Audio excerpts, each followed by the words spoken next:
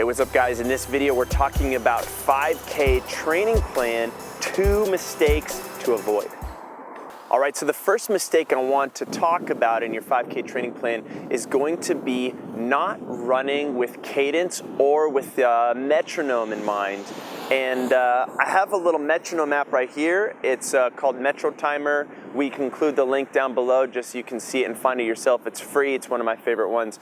And it doesn't matter what run I'm doing in my actual 5K plan, whether it's one of my longer distance building runs, I'm working on a little bit of speed work, I'm doing a technique focused day, or I'm climbing hills, which we'll talk about in a second. But what I want to include actually is something that involves an audible beep. So I'm going to play this right now. This plays at about a 90 cadence, and I can think about running at this little steps. And you may not be able to see my feet right now, that's fine. I could actually play just with my arm swinging my elbow. So every time my arm swings back, I'm swinging back on beat. Now, I have this set for 90. 90 is a nice baseline, but trust me, there's no magic number or anything with that. We can think about a range, anything from 85 upwards of 95 or more is a really good place. If you're someone who happens to be really struggling at a lower cadence, say 75 to 80, you're not going to be able to last at 90 for super long. So make gradual increments. Maybe go from, let's say you're that person who counts 80 steps per minute. Maybe try to run at 82 steps per minute for a little while, or 84 steps per minute.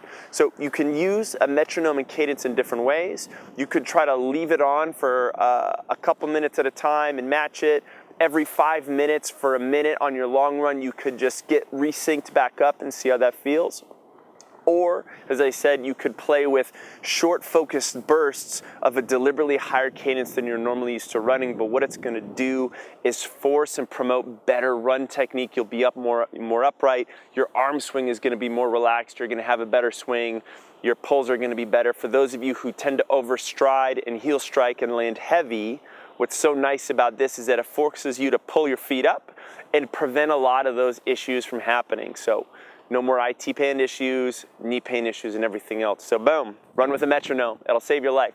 The second mistake to avoid in your 5K training plan is to not include any hill work. And we're filming out in this beautiful area of San Francisco. We've got these fantastic hills at our disposal, and they're so powerful and effective, dare I say necessary, for all of you runners, and especially you newer runners out there. Now here's what's going on when we run up a hill. There's a few beautiful things. One, it actually is a nice, safe way to introduce speed work and tempo work. A lot of times when we start running faster, our stride gets really big, and our stride gets really big and really fast. And a lot of times, for those of you who have ever tried sprinting before when you're kind of cold, you end up pulling a hamstring or something like that because your body's not ready for it yet. Well, hill climbing shortens your stride length a lot, so you decrease the risk of pulling any muscle on that eccentric phase of your run gait. It's also a great way to promote better posture and upper body positioning. My arms have to pump a little bit more, which is a great thing to practice for running. And the other thing that I love about it so much is because we're going up these hills, it really biases the rear wheel drive. Your glutes, your hamstrings have to really fire and be powerful. And lastly, it promotes a better cadence and a better foot strike. So you get all these beautiful, wonderful things just by running up a hill. Now this is important. If you're running a hill that's so steep, you're gonna find yourself bent over here as you run.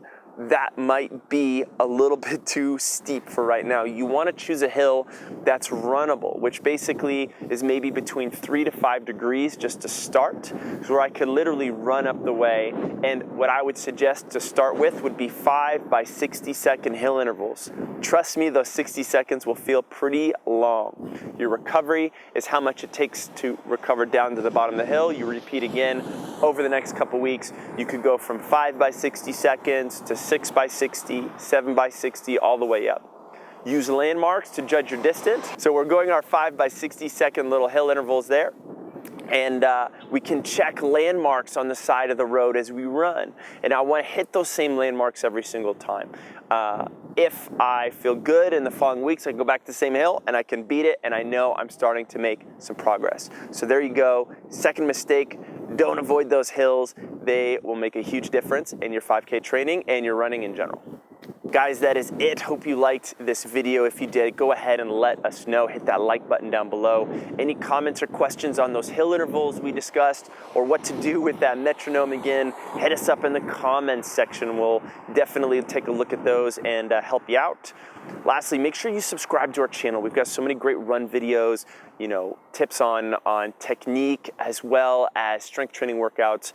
Such a great place for runners. Make sure you subscribe to our channel. You'll be able to get all that stuff each and every single week as we release them. And lastly, if you want free training, all to improve your running, specifically for that 5K, go ahead and click this link in this video.